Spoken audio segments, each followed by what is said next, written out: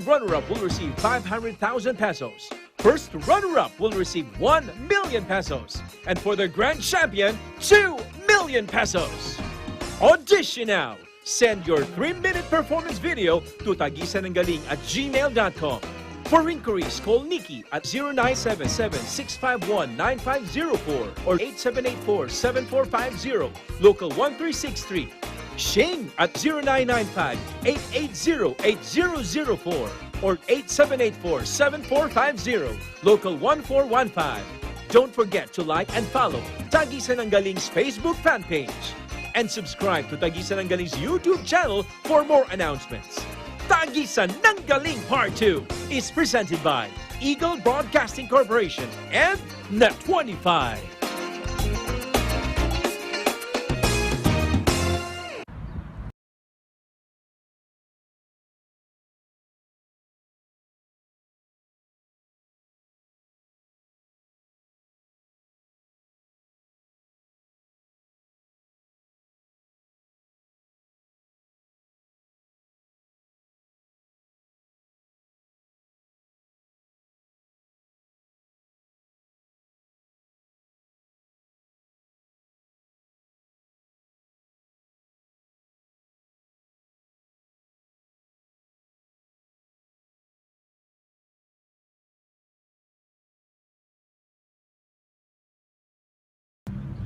Darum lass uns noch mehr zusammenhalten. Sie wertschätzen. We know that this is a scary time for all of us. The coronavirus is changing the world. Changing our lives. So please, take care of yourself. Keep your distance. Wash your hands. And if you can, stay at home. We at DW Are here for you. we are working tirelessly to keep you informed on all of our platforms. We're all in this together. And together, We'll make it through. Stay safe, everybody. Stay safe. Stay safe. Stay safe. Please, stay safe.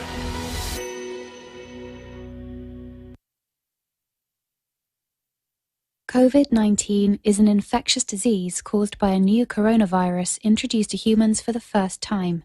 It is spread from person to person, mainly through the droplets produced when an infected person speaks, coughs, or sneezes.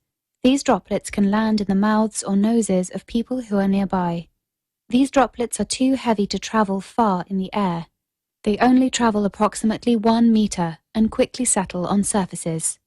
This is the reason person-to-person spread is happening mainly between close contacts.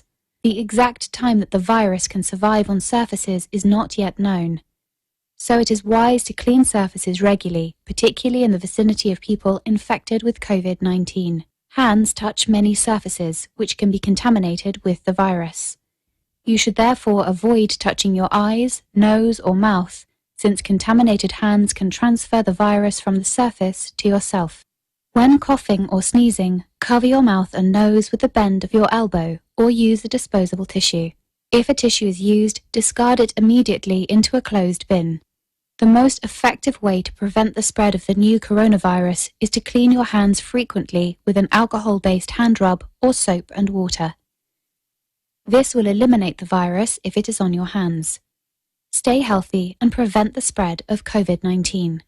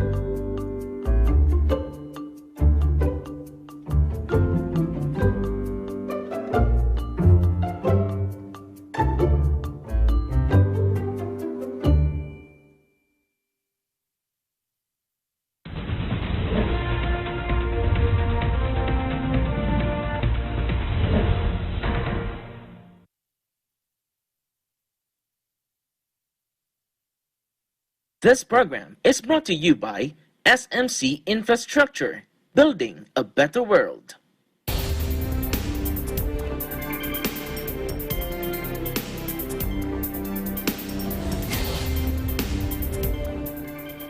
Hello, Malma Angeles. We're moving to the next stage of the pandemic, and as the world resets to the new normal, we find ourselves seeking the right balance between health and livelihood, constantly adjusting the boundaries between liberty and responsibility on tonight's headlines. New Zealand announced its first locally transmitted coronavirus infections in 102 days, prompting the country's prime minister to issue a stay-at-home lockdown order for the country's largest city. U.S. Secret Service agents shot and wounded a man who was apparently armed outside the White House, President Donald Trump says, just after being briefly evacuated in the middle of a press conference. The coronavirus pandemic chalks up another horrific milestone as the world surpasses 20 million recorded cases of infection from the tiny killer that has upended life just about everywhere. And President Duterte accepted the offer of Russia to supply the Philippines with its coronavirus disease vaccines once mass production starts.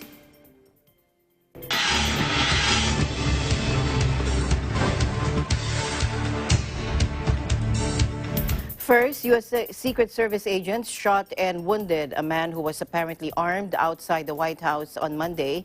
President Trump said just after being briefly evacuated in the middle of a press conference. Take a look.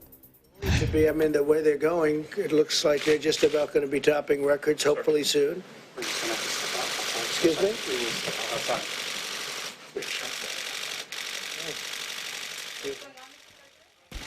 As the president was speaking to the reporters in the White House briefing room, a Secret Service bodyguard abruptly approached him and interrupted, saying in a quiet voice, "Sir, could you please come with me?"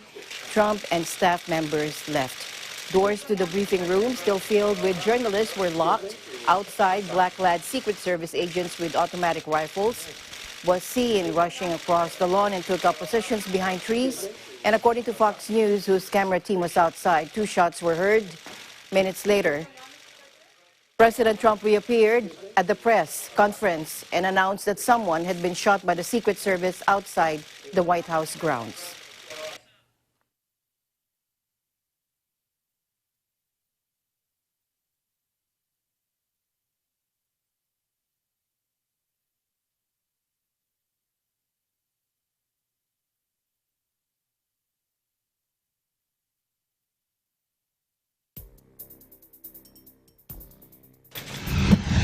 They're just about going to be topping records, hopefully soon.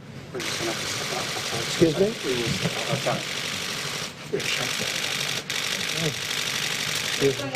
Sorry for that. There was a shooting outside of the White House and seems to be very well under control. I'd like to thank the Secret Service for doing their always quick and very effective work. But there was an actual shooting, and somebody's been taken to the hospital. I don't know the condition of the person. It seems that the person was shot by Secret Service. So we'll see what happens. And yeah, did you have something? No, there are no details. We just found out just now. It was outside of the White House, this area right over here. And they'll have details for you in a little while. Somebody is taken to the hospital. It seems that the shooting was done by law enforcement at that person, at the suspect. It was the suspect who was shot. And this just took place. A couple of people outside. I noticed a man named John Roberts, who you know very well. Yes. He reported that he heard shots. He was outside and he heard 2 shots. Returning to the podium after the disruption, President Trump appeared calm, and he resumed his virulent criticism of opposition Democrats and praise for his handling of the coronavirus crisis, which polls show 2/3 of Americans believe he has botched.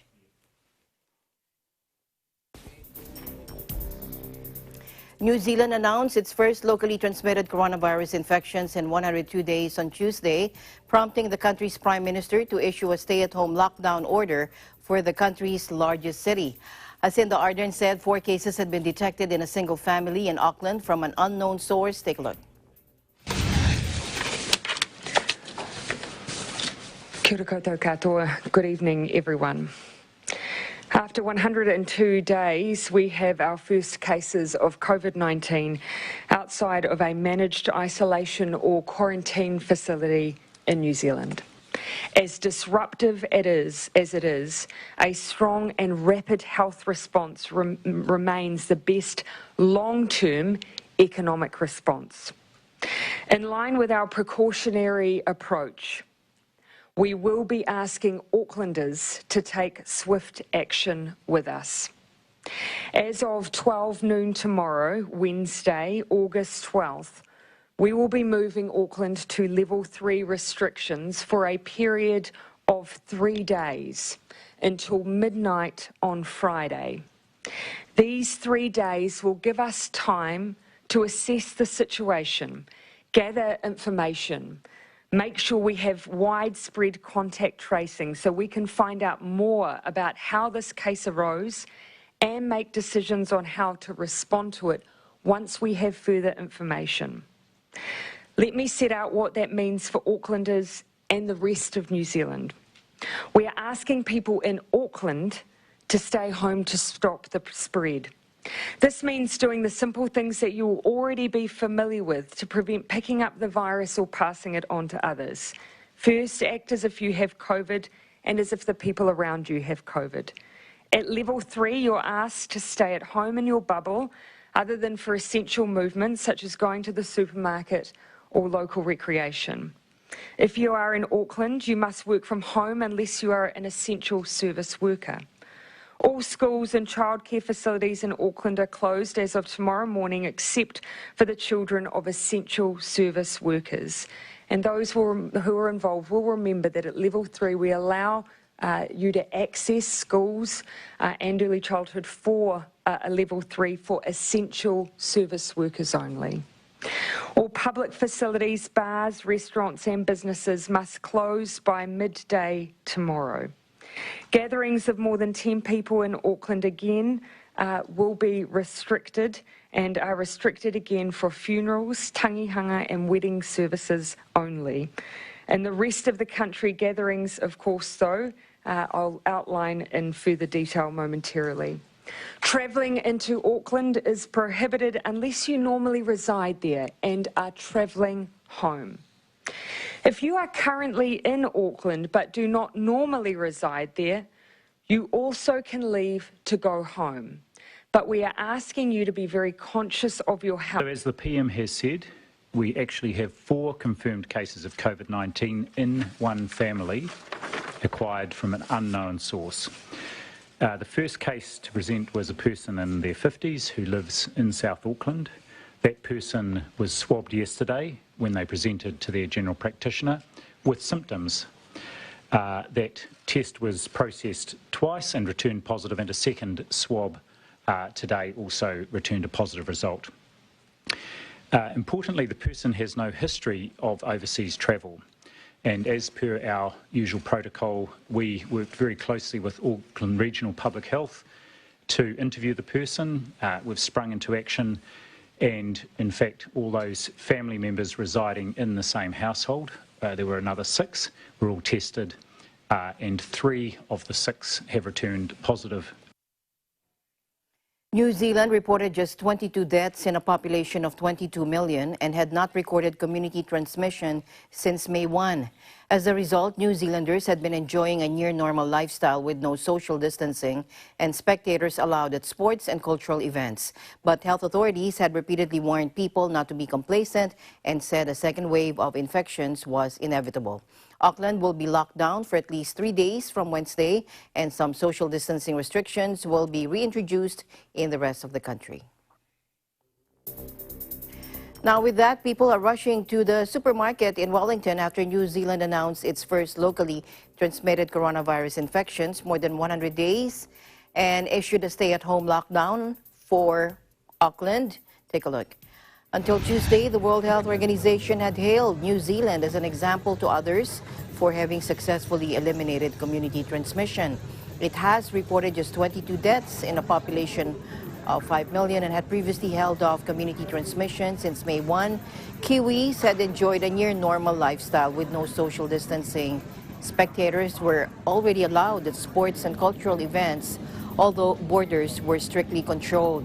But health authorities had repeatedly warned people not to be complacent and said a second wave of infections was inevitable.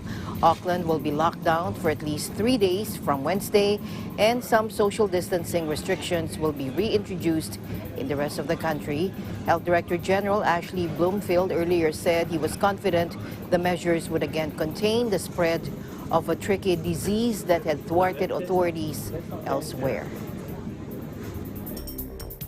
More than 20 million coronavirus cases have now been registered across the world, over half in the Americas, according to the Johns Hopkins University at 2:35 p.m. local time, August 11. Take a look.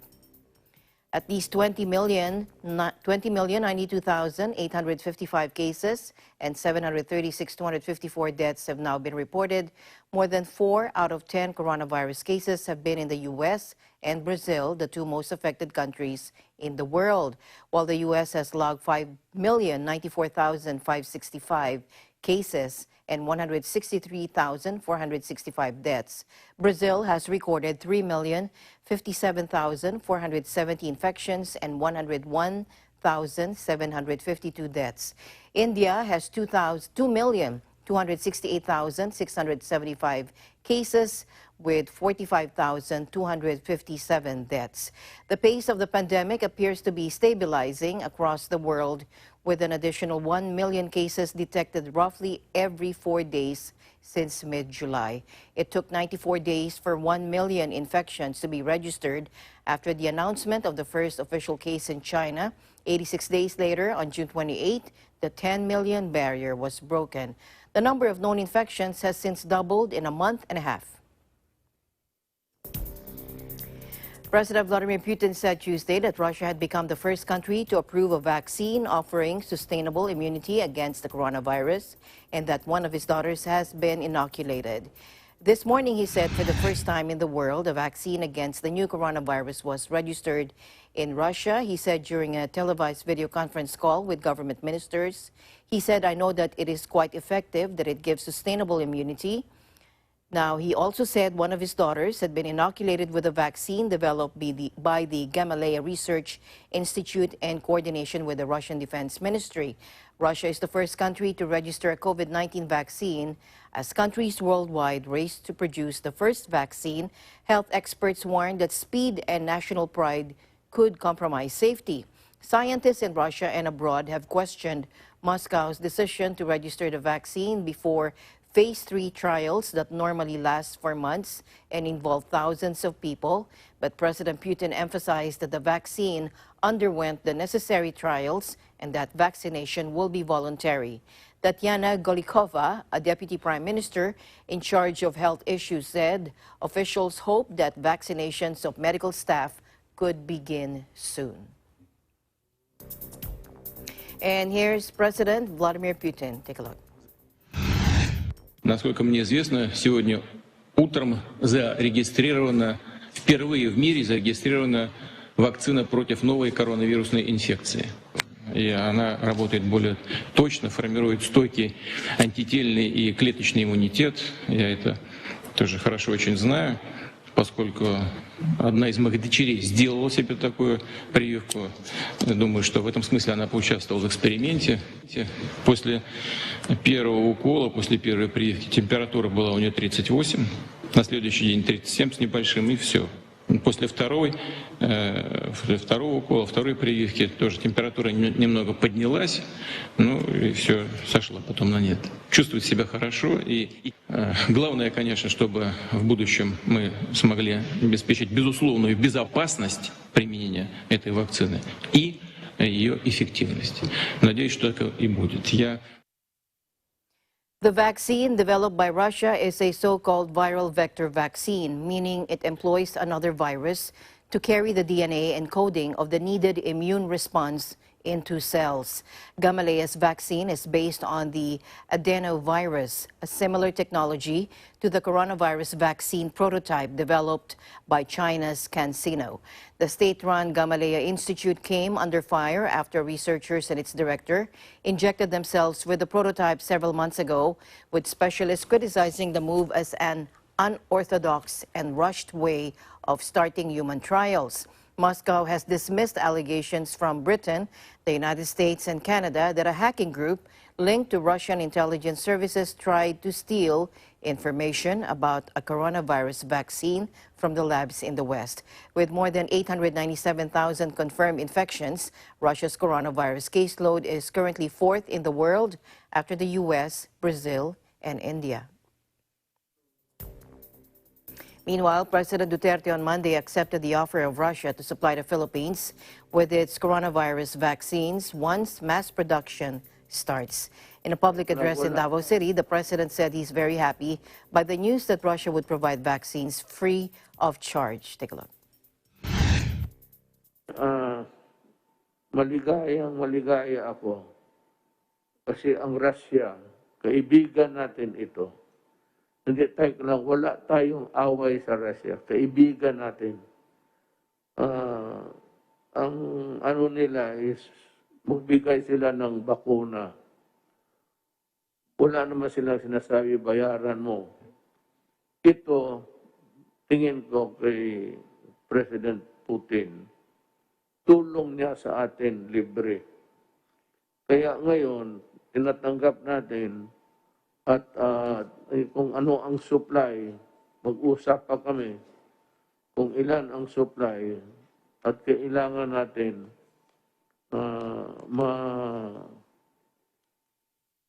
may clinical clinical studies na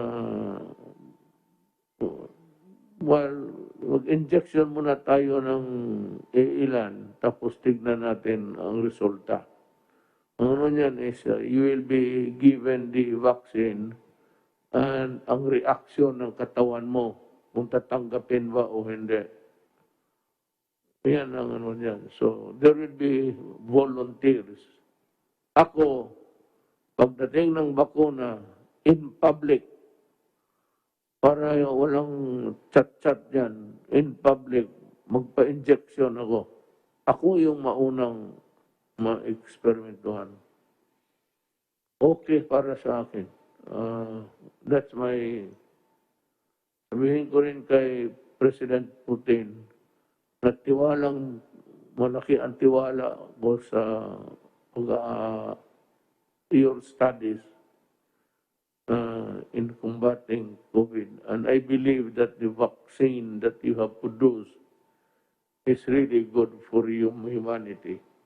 Kaya ako, para ipakita ako sa kanila na tiwala ako at hindi sila nagkamali, nag-offer.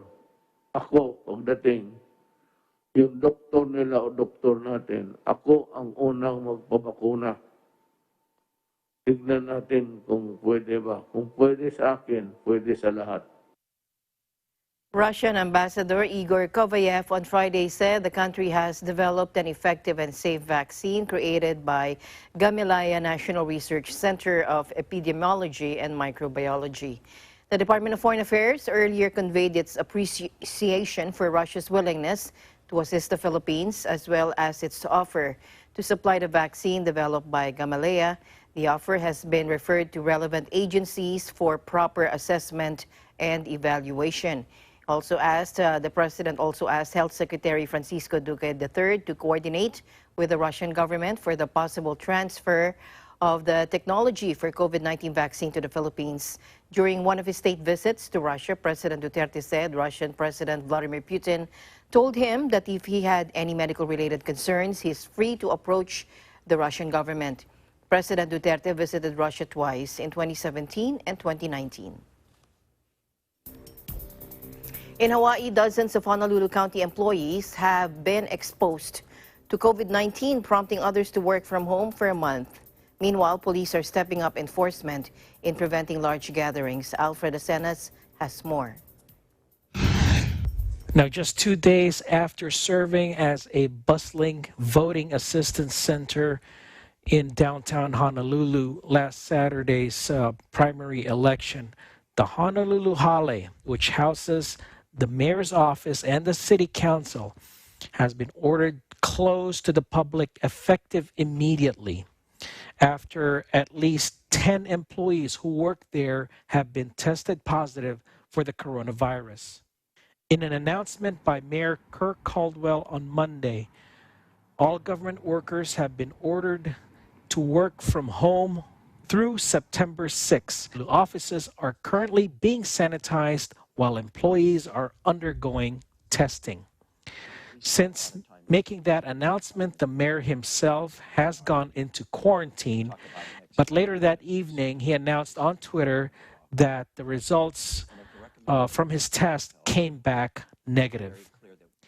Meanwhile, City Council Chairman Ikaika Anderson announced that he has decided to postpone upcoming council and committee meetings. Also, satellite city halls located in various locations throughout Oahu will remain open with stringent safety protocols in place and will receive customers by appointment only. Tax payments and other critical businesses will continue to be conducted at Honolulu Hale with a new check-in system in place. And to date, there are 48 city and county of Honolulu employees who have tested positive for COVID-19 from various departments, to include the Honolulu Fire Department, which has the most number, standing at 13, followed by the Budget and Fiscal Services and the Honolulu Police Department, each of them having 9 cases. And speaking of the Honolulu Police Department, to recall last week, Police Chief Susan Ballard announced that they will reinstate and enforce again some of the measures that have been put in place, especially in establishments like bars and other similar places throughout Honolulu. Here's Chief Susan Ballard. Have created a COVID enforcement team that will be responding to complaints as well as proactive patrols, especially where we see large gatherings. There will be, in addition to regular patrol and our other regular officers who are out on the road, there will be an additional 160 officers island-wide, 7 days a week, in all of our 8 districts doing strategic enforcement. So with all of this enforcement going on, and we've tried to warn people, educate people, and at this point, we're probably going to do very few warnings. It's going to be either citations or arrest. So we're just asking people to please abide by the emergency proclamation. We need to get the state open. We need to get our island open. We need to get back to normal. The Hawaii Health Department has reported 140 new cases, bringing the statewide total to more than 3,600 cases. And sadly, 3 more lives have been claimed by the virus. All 3 of them lived here on Oahu, bringing the statewide total of fatalities to 34. Reporting from Honolulu, Hawaii, I'm Alfred Asenas, Eagle News. We live in interesting times. Back to you.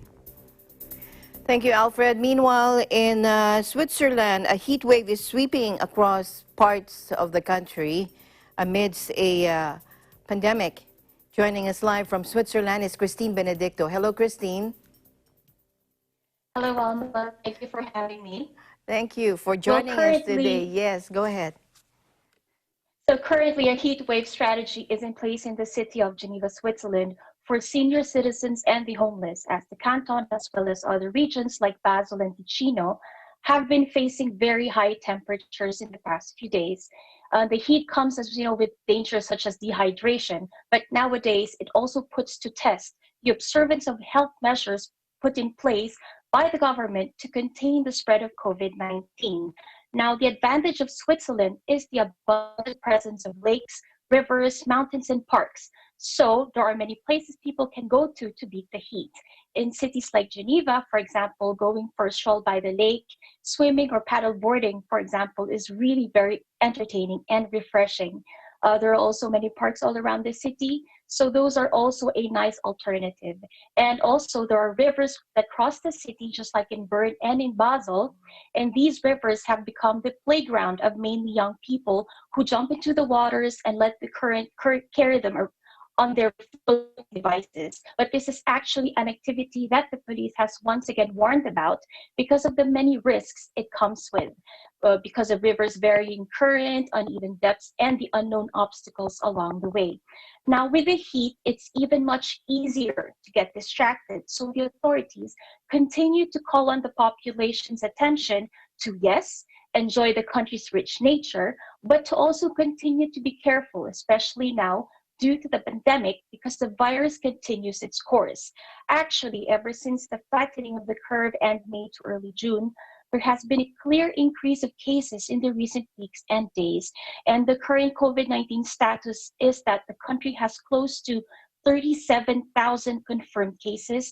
That's 187 cases more than in the past 24 hours, and a total of 1,713 deaths. The Federal Council asks that the population stick to the different health recommendations and measures, no matter how difficult they may be because of the heat and despite the long duration of the pandemic. Masks are required on public transportation and large events remain prohibited. And some cantons have recently imposed masks in stores, and the Swiss government constantly updates the list of 40 plus countries from where a 10-day quarantine is mandatory. The new school year has also started in some parts of the country, and measures like the wearing of masks in schools vary depending on the cantons. So that's the update from Switzerland. So school, they go to school now, face-to-face learning, not school Yes. from home or e-learning? It depends on the age and the level of schools. Primary schools, it's face-to-face. When it comes to high school and upper high school, university, that's depending on the canton, it could be done completely online or partially online. Okay. What about tourism? How is tourism now in Switzerland? I don't have the official numbers pertaining to tourism, but for sure what we can see around us is that there are less tourists than usual. I mean, many locals are actually taking advantage of what normally would be major tourist destinations like Lucerne, and many have also retreated to the country's mountains, since we have many of those, instead of going on their usual summer trip outside of the country. Love the mountains, yes. Thank you very much. Thank you very much, Christine, for your updates there. Looking forward for more updates from our EBC Switzerland Bureau.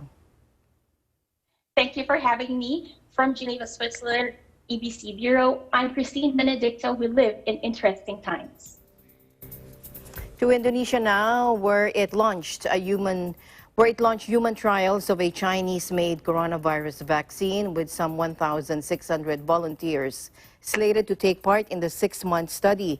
Now, on Tuesday, Indonesia's President Joko Widodo toured a factory in Bandung City, operated by state-owned pharmaceutical firm Bio Farma, where production would begin. Let's take a look. Bulan Januari kita sudah bisa memproduksi dan sekaligus juga kalau produksinya sudah siap langsung diberikan vaksinasinya pada seluruh masyarakat di tanah air. Agustus ini bisa memproduksi kurang lebih 100 juta vaksin, tetapi nantinya di akhir tahun 2020 di bulan Desember sudah meningkat menjadi 250 juta vaksin. The vaccine candidate produced by Sinovac Biotech is among just a few in the world to enter phase 3 clinical trials or large-scale testing on humans, the last step before regulatory approval. The treatment, known as CoronaVac, is already being tested on 9,000 health workers in Brazil, the second hardest hit country in the coronavirus pandemic after the United States. Indonesia, the world's fourth most populous country, has been struggling to contain its mounting virus cases with more than 127,000 confirmed infections and over 5,700 deaths. But the true scale of the public health crisis is believed to be much bigger, given the Southeast Asian nation's low testing rates. The governor of Indonesia's most populous province, West Java, was among the 1,620 volunteers slated to take part in clinical testing, which was set to wrap up in February. If the vaccine proves safe and effective, Indonesian officials said there were plans to produce up to 250 million doses for the sprawling archipelago of nearly 270 million, although they gave few details of the tentative rollout. In Lebanon, Prime Minister Hassan Diab resigned along with his entire ruling cabinet. The move follows a week of protests demanding a government overhaul since the devastating Beirut explosion. Prime Minister Diab said the unsafe storage of ammonium nitrate thought to have caused last Tuesday's blast highlighted long-standing negligence.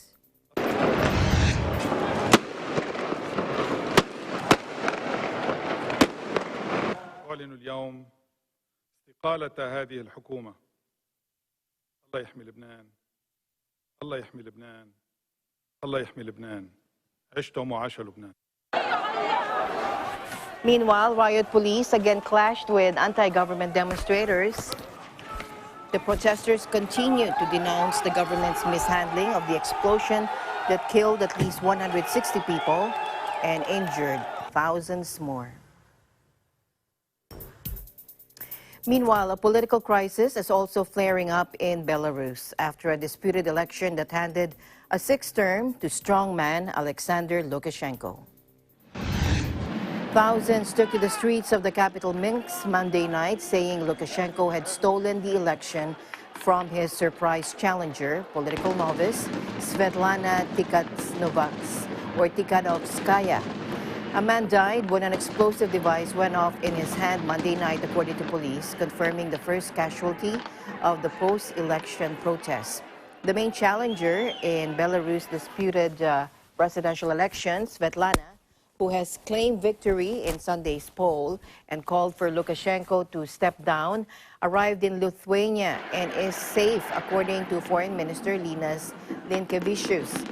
Tikhanovskaya whereabouts had been unclear after campaign staff said they had lost contact with her and there had been concern for her safety. The 37-year-old mother of two decided to run for president after the authorities jailed her husband, popular blogger Sergei Tikhanovskaya, and barred him from contesting.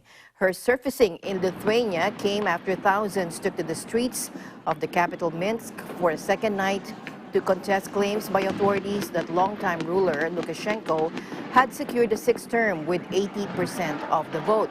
The White House said it was deeply concerned by the violence, adding that intimidation of opposition candidates and the detention of peaceful protesters were among numerous factors that marred the election and its aftermath. Take a look.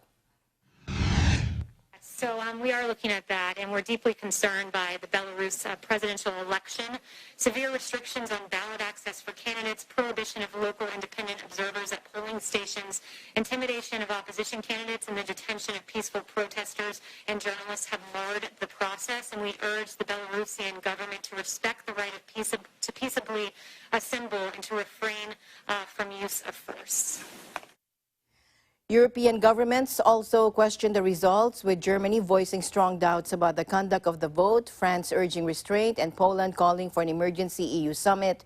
And Russian President Vladimir Putin congratulated Lukashenko, a longtime ally, as did Chinese leader Xi Jinping.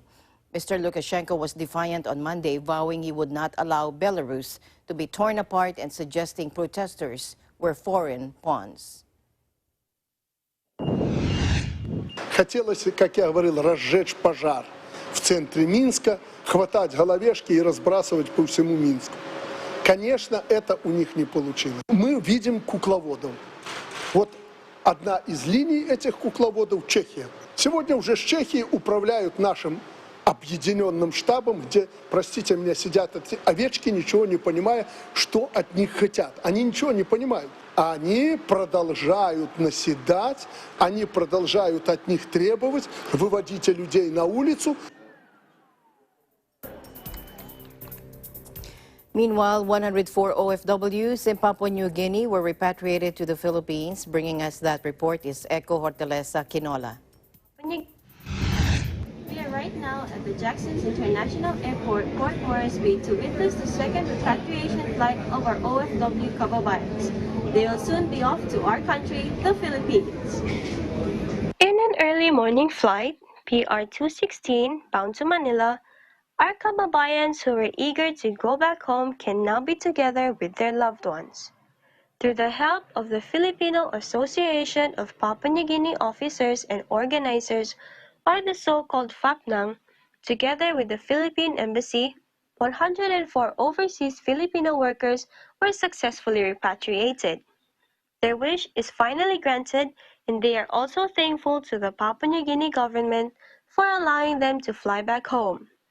Our overseas Filipino workers in Papua New Guinea met unexpected challenges and hardships. Some lost their jobs. Big companies were forced to close due to the worsening economic situation. Some had expired visas and contracts, and some have resigned. Indeed, their livelihood was strongly affected.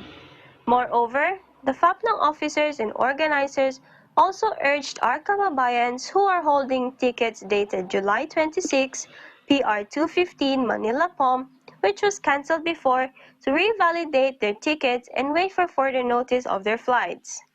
FAPNANG is also keen and looking forward to having third repatriation flight. Ngayong umaga, naka-schedule ang ating flight for repatriation via Philippine Airlines.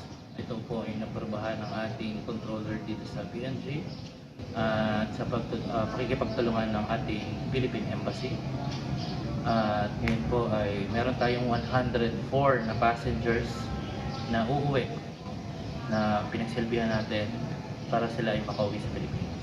Nagkaroon ng repatriation flight dahil maraming Pilipino na apektuhan ng trabaho, maraming Pilipino businesses ang nagsara, kaya napilitan po ang mga ibang employer nila magsarado ang kumpanya at magbawas ng mga empleyado. Ano po ang mensahe ninyo sa PNG government at Philippine government? Unang-una, napapasalamat kami sa PNG government dahil sa pag-aproba ng aming clearance para sila ay payakan at pahintulutan na makauwi ng Pilipinas. Para sa Pilipinas din, napapasalamat kami dahil inalaw din po tayo na magkaroon po tayo ng clearance para mapauwi po sila. Hangad po namin ang mga pag-aalaga po sa mga repatriation katulad ng mga OFW katulad nito. Tutuwa kami in behalf of Philippine Association of Papua New Guinea. Natutuwa po kami dahil pagsilbihan po namin sila. Nakibahagi po ang bawat isa. Actually, ito po ay contribution at suporta ng bawat isa. Hindi lang naman po yung aming asosasyon, kundi yung mga taong tumulong din at nag-donate para matulungan yung mga stranded natin. Hindi ako nakatulog kagabi dahil unang-una excited. Masaya kasi makakasama ko na yung pamilya. Kaya lang kinakabahan ako. Sobrang kabahan. Kasi takot ako patuloy yung pag-increase ng case ng COVID sa Pilipinas. Yun lang yung kinatatakot ko. Pero masayang-masaya dahil makakauwi na kami. Sa tagal ng pagiging stranded namin dito sa Port Moresby. Maraming pong salamat sa kanila. Napakalaking tulong po yung nagawa nila sa amin. Yung sakripisyo nila para sa amin, very appreciated talaga. Parang walang katumbas kasi wala naman silang sweldo dun, pero pinagmalasitan nila kami na i-push talaga itong flight na ito para maging possible para sa amin. Tinulungan talaga kami. Yan, kaya maraming salamat sa Philippine Embassy, sa buong buo ng FAPNANG, tsaka sa lahat ng mga Pilipino dito sa Port Moresby na talagang tumulong ko sa amin. Hindi sila nagdalawang isip na tumulong sa amin araw-araw.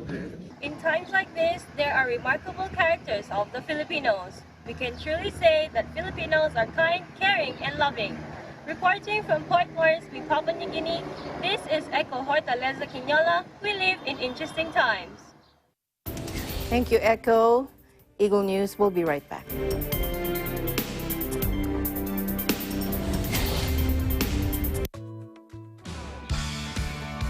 The South Luzon Expressway, a 36-kilometer long road that runs from Alabang to Santo Tomas, Batangas, connects several commercial and residential areas in the Greater Manila and the provinces of Laguna, Cavite, and Batangas. This will soon be extended all the way to the province of Quezon.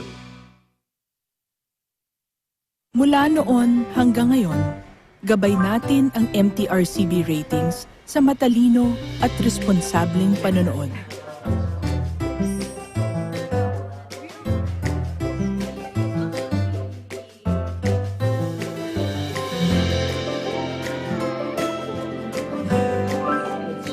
Sa tamang pagsunod sa MTRCB ratings, ginagawa nating ligtas at makabuluhan ang panonood ng bawat miyembro ng pamilyang Pilipino. Lumipas man ang panahon, hanggang may pamilyang Pilipino, andyan ang MTRCB.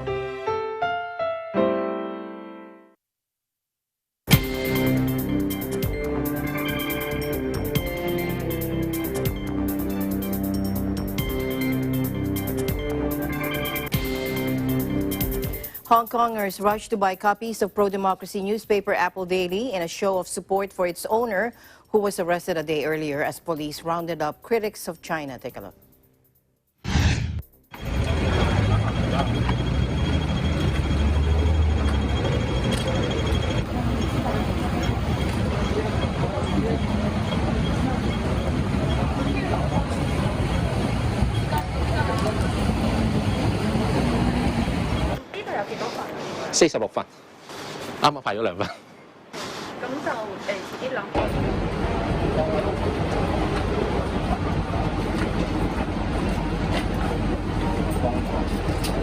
...8月10號啦，咁就警察就拉咗黎智英，就係壹傳媒嘅創辦人啦，咁樣。派街坊買蘋果，跟住應該好多人買唔到啊！點解有咁嘅想法？撐蘋果，撐翻呢個香港新聞自由。你睇到？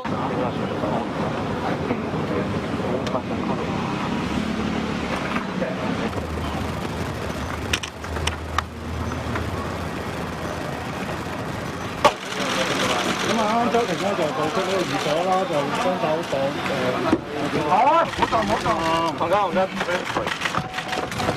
見到周庭依家喺架車入邊嘅，咁啊有你個位置啦，太多嘅。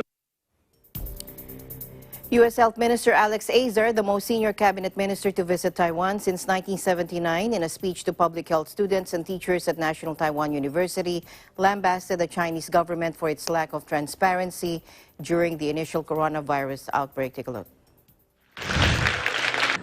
The Chinese Communist Party has had the chance to warn the world and work with the world on battling the virus, but they chose not to, and the costs of that choice mount higher every day.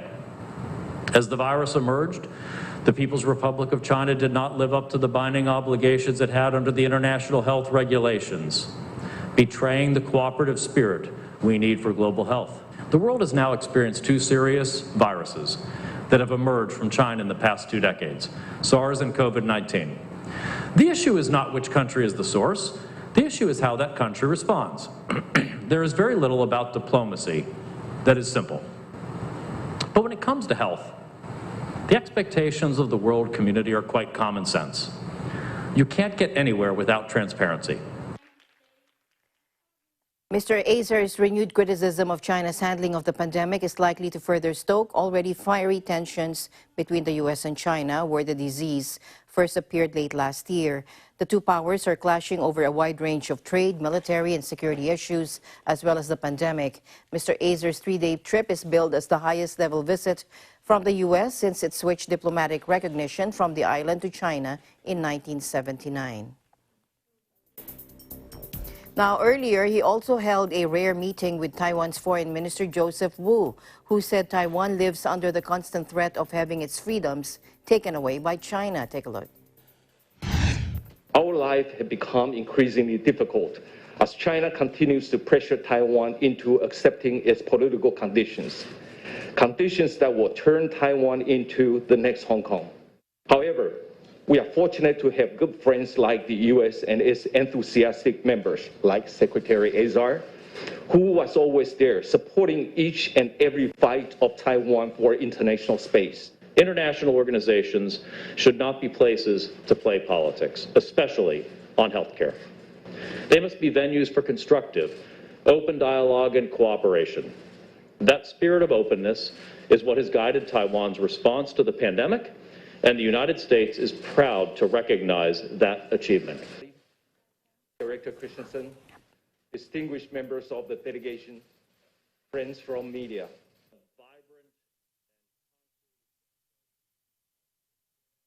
To other news now, Prime Minister Boris Johnson said the United Kingdom needs to consider changes to its asylum laws to deter migrants from crossing the English Channel. We have more of that report from Erica Celestino. The British government on Sunday appointed a former Marine to lead efforts to tackle illegal migration in the Channel ahead of talks with France on how to stop the dangerous crossings. Warm weather and calm seas have in recent days seen a surge in attempts by migrants in France to cross the busy shipping channel on makeshift boats aiming for the English coast. British Prime Minister Boris Johnson has announced their action in an interview. Let's listen in. Being no doubt, what's going on is the activity of cruel and criminal gangs who are risking the lives of these people, taking them across the channel, a pretty dangerous stretch of water in potentially unseaworthy vessels. We want to stop that, working with the French, make sure that they understand that this isn't a good idea. This is a very, very bad and stupid and dangerous and criminal thing to do. We've got a problem, which is that there are people who want to come from around the world to this country because obviously it's a great place to be, and there's no doubt that it would be helpful if we could work with our French friends to stop them getting over the channel. We need to look at both things. We need to look at the means by which they're coming here. We need to stop them, working with the French. We need to stop them from getting across the channel.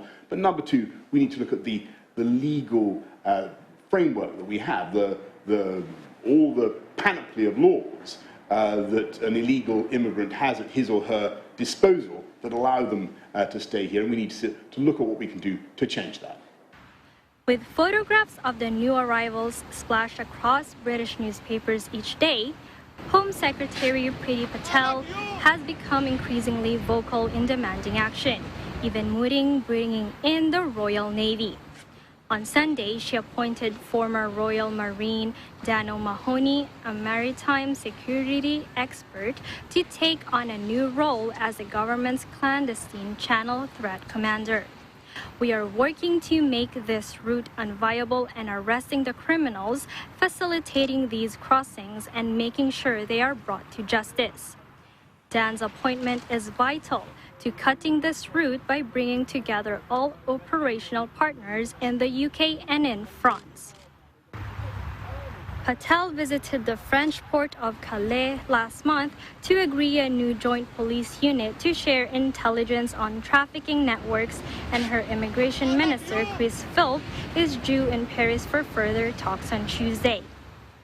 Britain's Interior Ministry has made a formal request for the Royal Navy to help, but campaigners warn any military intervention to stop boats could be dangerous and could face legal challenges.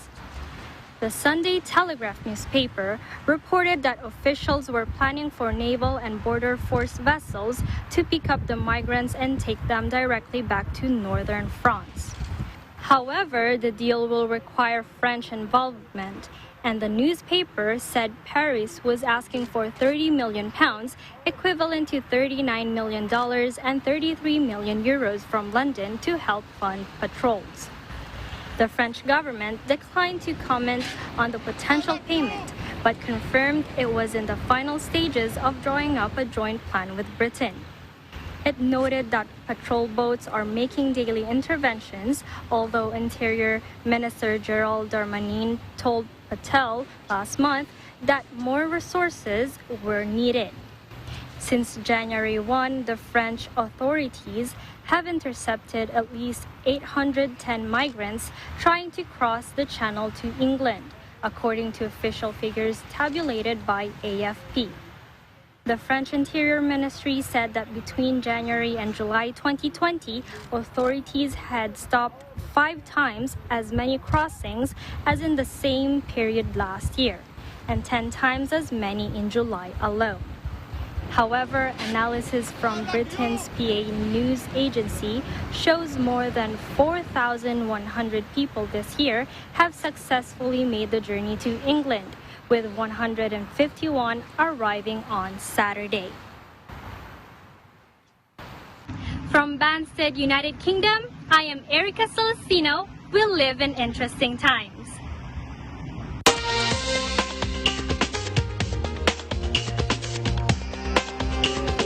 Salvage crews are racing against time to prevent a second disastrous oil spill off the picture-perfect coastline of Mauritius, with the damaged tanker carrying thousands of tons of fuel at risk of splitting apart. Take a look.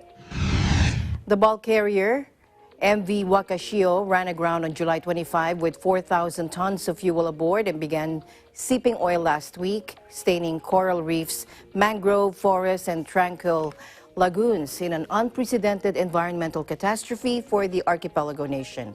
More than 1,000 tons has already oozed from the ship, its Japanese operator says, causing untold ecological damage to protected marine parks and fishing grounds that form the backbone of Mauritius' economy. The weather, which is also fanning the oil slick further up the coast, is not forecast to improve until evening. Some fuel has been removed, but 2,500 tons remains aboard, according to Prime Minister Pravino Jagnnath, who warned cracks in the hull were worsening and there was a very real chance the boat could split. France has sent more than 20 tons of technical equipment, including 1.3 kilometers of oil containment booms, pumping equipment, and protective gear, along with technical advisors from nearby Réunion, a French Indian Ocean island. A spokesman at Mitsui OSK Lines, which operates the Wakashio, owned by another Japanese company, Nagashiki Shipping, said that it would send a team of experts as soon as Tuesday if they tested negative for the coronavirus.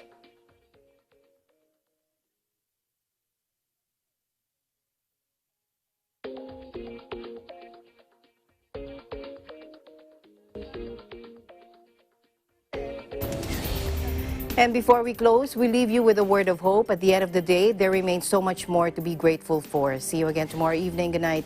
I'm Alma Angeles. We live in interesting times.